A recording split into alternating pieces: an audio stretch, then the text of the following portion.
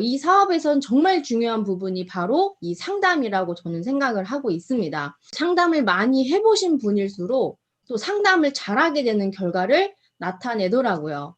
그래서 우리는 그럼 이 상담을 어떻게 해야 하고 어떤 자세를 갖춰야 하는지 제가 이제 경험했던 것들 바탕으로 한번 안내를 드려보도록 하겠습니다. 일단 우리는 왜 상담을 해야 되고 어떻게 해야 되는지부터 살펴보도록 할 건데요. 우리 애터미 사업은 복제가 돼야 되는 사업이잖아요. 그래서 그 복제를 하기 위한 첫걸음입니다. 애터미 사업의 노하우를 상담을 통해서 습득을 하실 수가 있는데요. 여러 가지 그 상황이 모두 다르기 때문에 그 선배 사업자분들의 노하우를 들으면서 배우셔야 됩니다. 그래서 반드시 상담을 통해서 복제가 이루어져야 되는 거겠죠. 두 번째로 누구와 언제 어떻게 상담을 해야 되는지 말씀을 드려볼 텐데요. 상담은 반드시 시스템에 있는 스폰서와 상담을 하셔야 합니다.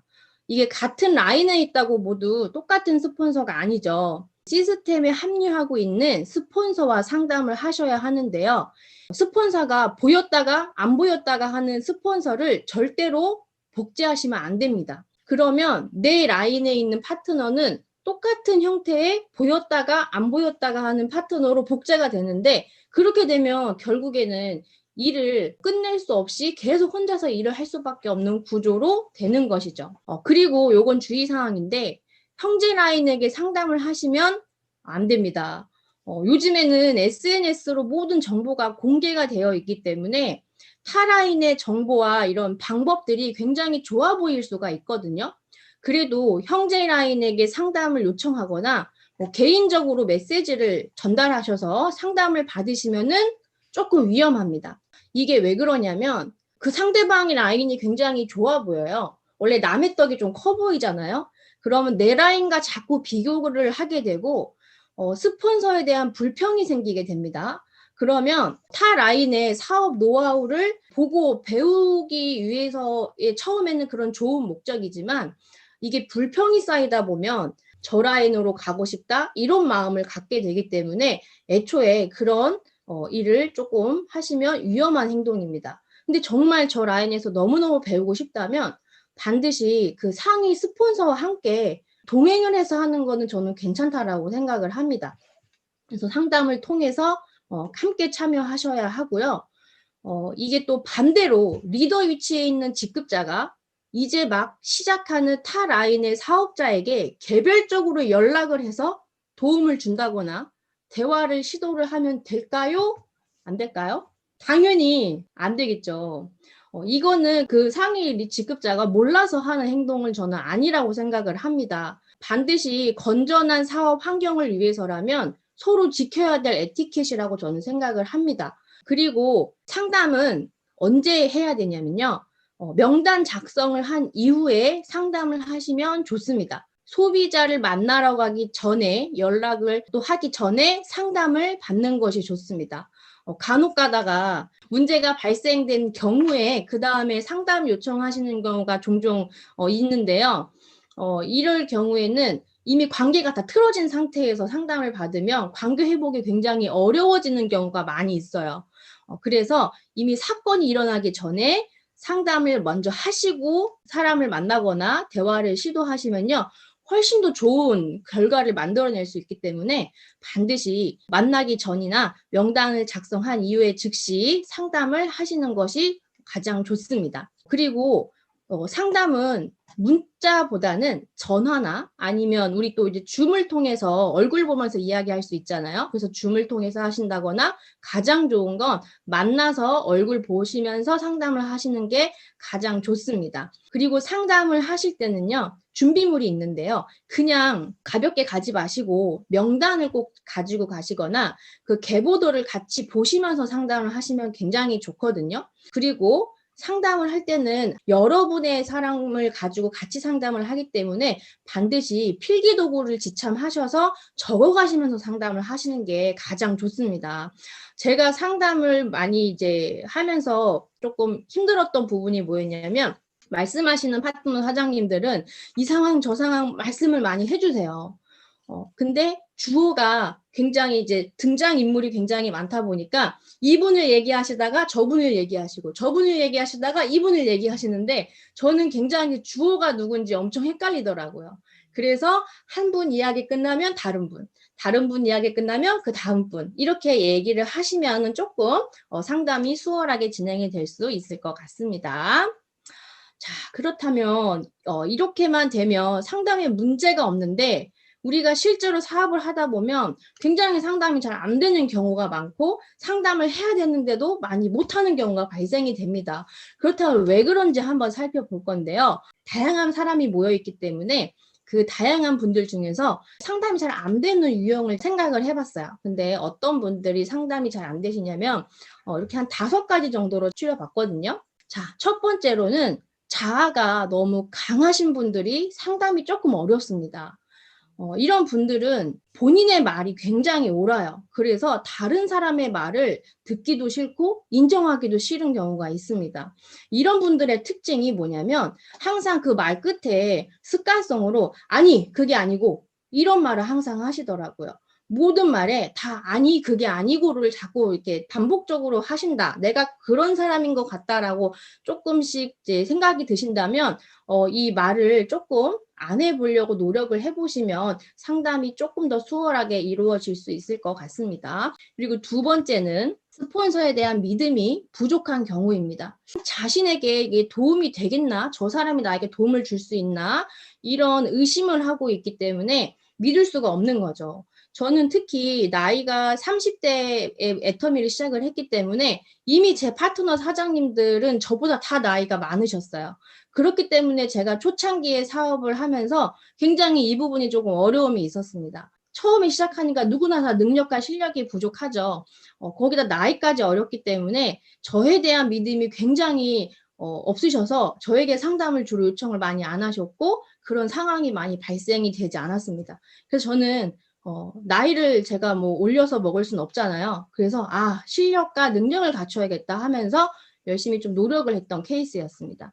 그래서 반드시 스폰서의 믿음과 이런 신뢰가 부족한 건 스폰서에 조금 노력이 있어야 된다라고 저는 생각을 하고 있습니다. 그리고 세 번째는 진실과 마주하기 두려운 경우입니다. 그 상담을 하다 보면 그 사건에 대해서 본인의 문제가 있다거나 아니면 그 행동을 하지 않아서 이 사업에 대한 결과가 없는 경우, 이런 경우에 그러니까 들키고 싶지 않은 그런 두려움 때문에 상담을 꺼려 하시는 분들도 간혹 계십니다. 이런 부분은 조금 더 본인에 대한 믿음을 가지시고 그냥 이렇게 한번 상담을 받아보셨으면 좋겠어요. 이런 경우에 본인의 자존감이 굉장히 낮은 경우가 많고 자존심이 굉장히 높은 경우가 많이 있었거든요. 한번 상담을 꼭 받으셔서 이 난관을 좀 뚫고 나가셨으면 좋겠습니다. 네 번째는 그 사람이 싫어서입니다. 그 인간이 싫은 경우인데요. 관계 형성에 실패한 경우죠. 관계 형성에 실패한 경우가 이제 첫인상에서부터 싫은 경우도 있지만 대부분의 이 반복적인 상황 속에서 상대방에게 굉장히 상실감을 느꼈을 때, 저 사람에게는 더 이상 얘기를 해도 이게 뭐가 안 먹혀, 안 돼, 말이 안 통해. 이렇게 생각을 할 경우에는 그분과 상담을 피하는 경우가 많이 있습니다. 이건 역시 스폰서도 같이 노력을 해야 되겠죠. 그래서 만약에 관계가 실패가 됐을 경우에는 그 관계 회복을 먼저 하시고 상담을 시도해 보셨으면 좋겠습니다. 그리고 5번째는 상담의 중요성을 모르는 경우예요. 이 상담을 하고 나면은 굉장히 다양한 혜택이 있는데 이게 중요함이 있는지를 잘 모르시는 경우가 있습니다. 상담을 하면 자연스럽게 후원으로 이어지는 경우가 많은데요. 스폰서가 나에게 시간을 많이 쓸수록 이 일이 굉장히 잘 되잖아요. 근데 이런 부분을 미처 생각하지 못하는 경우가 있습니다. 또 어떤 분들은 이런 것까지 이야기해야 되나 싶어서 이야기를 안 하시는 경우도 많은데 이 모든 이야기를 정말 많이 할수록요. 스폰서의 다양한 경험이 다 쏟아져 나오거든요. 그때 그걸 다 내 걸로 취하시면은 아주 사업의 꿀팁이 될 수가 있고요. 이렇게 이야기를 많이 하다 보면 그 스폰서 귀에는 많은 이야기를 해주신 분의 그 기억이 오래 남을 수밖에 없어요.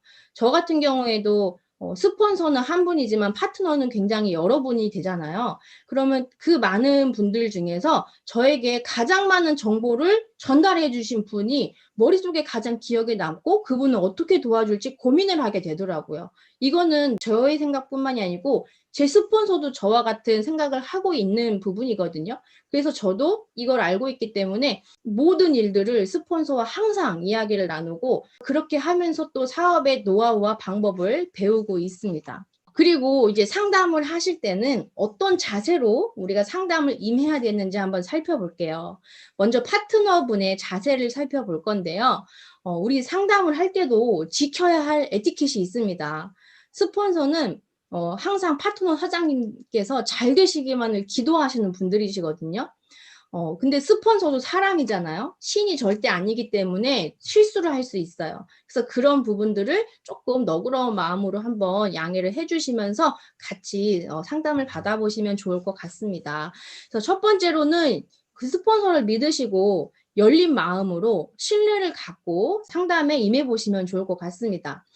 이 스폰서는요, 바꿀 수가 없죠. 파트너는 바뀌죠. 근데 스폰서는 바뀌어요, 안 바뀌어요? 절대 못 바꿔요. 그래서 나와 같이 성공하는 날까지 가는 동반자이기 때문에 반드시 믿음과 신뢰가 기본이 되지 않으면 조금 어려운 사업이 진행이 될 수 있습니다. 두 번째는 내가 이미 결론을 내리고 그 스폰서랑 만나지 않는 거예요.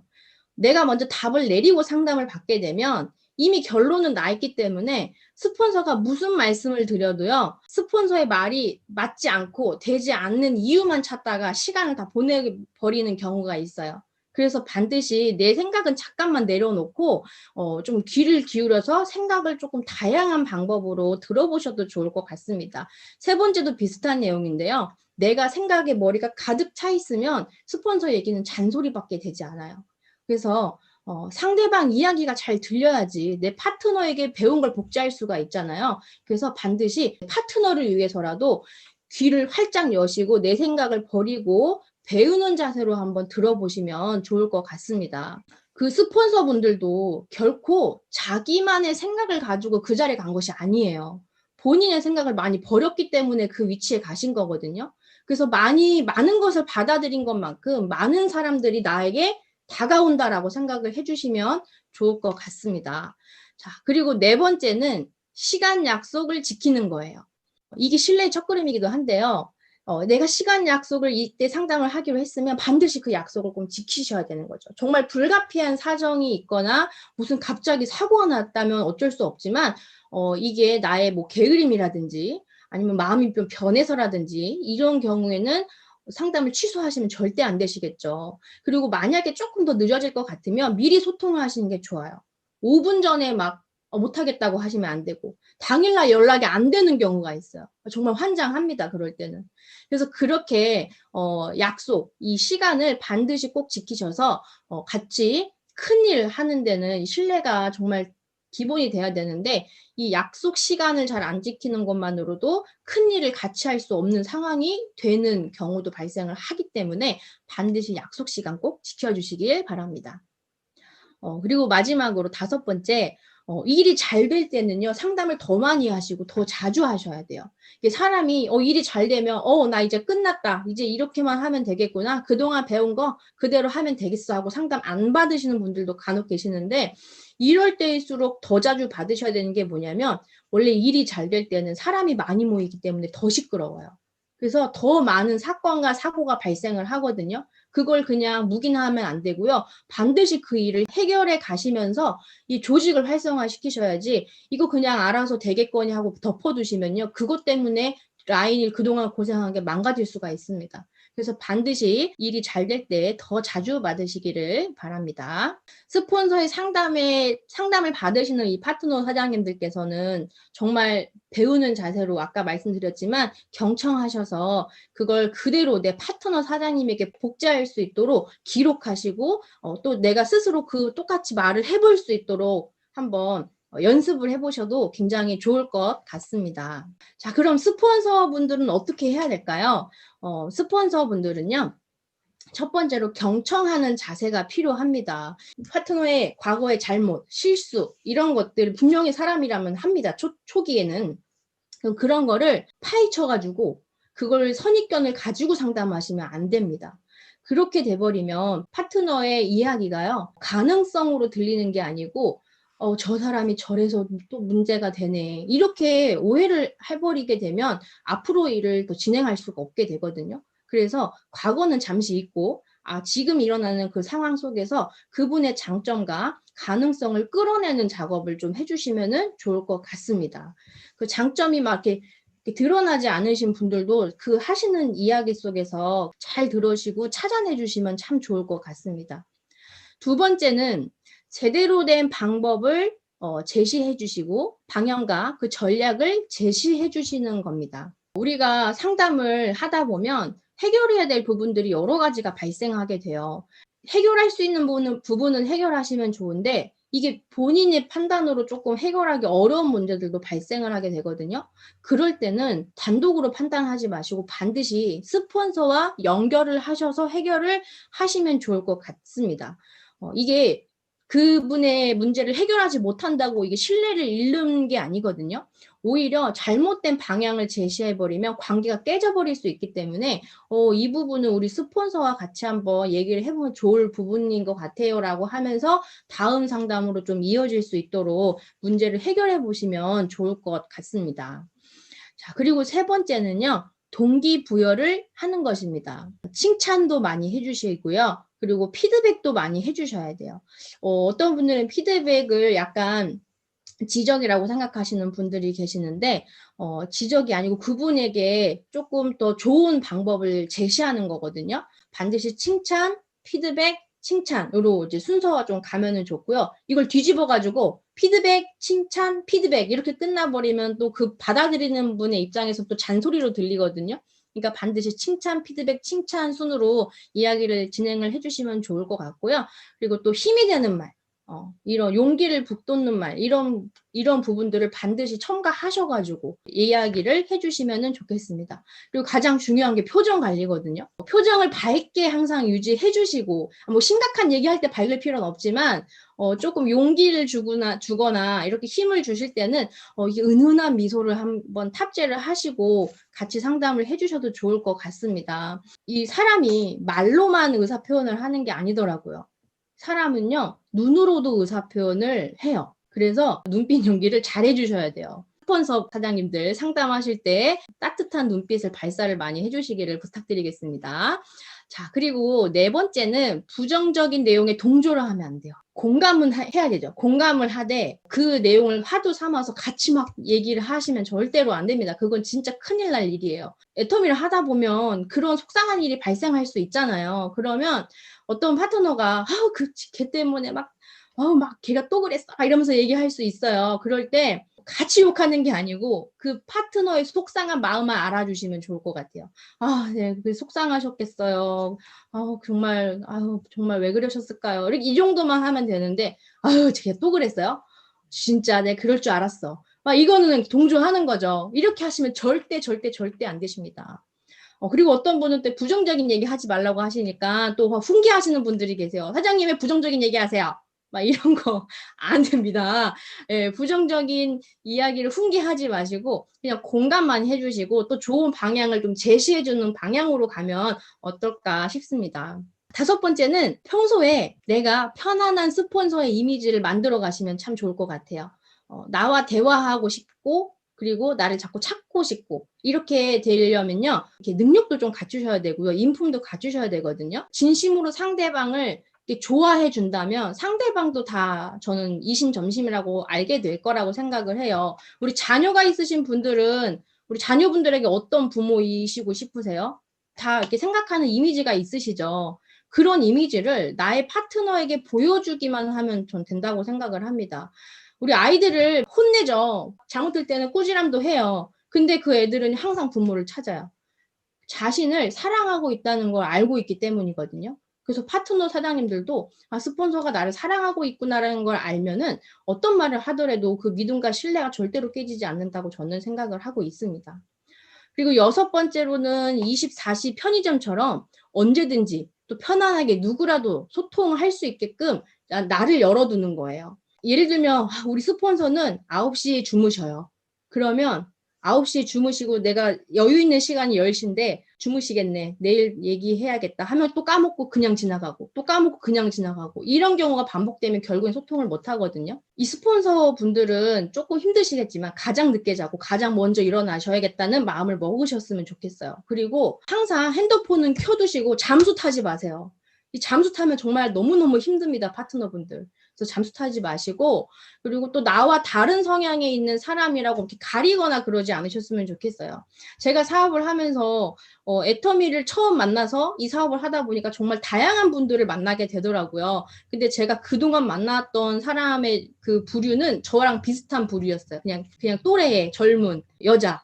근데 제가 이 사업을 하다 보니까 뭐 남녀노소 불문하고 너무 다양하신 분들이랑 대화를 해야 된다는 그게 처음에 너무너무 힘들더라고요. 제가 언제 좀 연세 좀 있으신 남성분들이랑 제가 어떻게 대화를 많이 해봤겠어요. 그런 대화를 안 해봤거든요. 그래서 그 부분이 조금 힘들었었는데 지금은 잘합니다. 네, 어떤 대화를 가지고 해도요, 저는 다 얘기할 수 있어요. 도움이 됐던 건 책을 많이 읽었던 거였어요. 그래서 책을 좀 많이 읽어서 모든 사람과 대화가 될 수 있도록 견문을 좀 넓히시면 도움이 되실 것 같습니다. 그래서 정말 모두가 다 나를 찾을 수 있도록 편안한 사람이 되는 것이 우리 스폰서가 갖춰야 될 가장 좋은 자세가 아닐까라고 생각을 합니다. 제가 이제 마지막으로 말씀을 좀 드릴게요. 우리가 좋은 사람을 많이 만드는 일이죠, 애터미는. 그래서 좋은 사람을 만나고 싶으면 내가 먼저 좋은 사람이 되셔야 됩니다. 그리고 내가 좋은 사람인지 아닌지 어떻게 알아보냐면 주변을 보면 알 수 있다고 해요. 우리 주변에 있는 분들은 어떤 분이신지 다시 한번 둘러보시고 또 어떤 분들과 함께 하고 싶으신지 다시 한번 생각해 보시는 시간이 됐으면 바라면서 오늘 제 강의를 마치도록 하겠습니다. 감사합니다.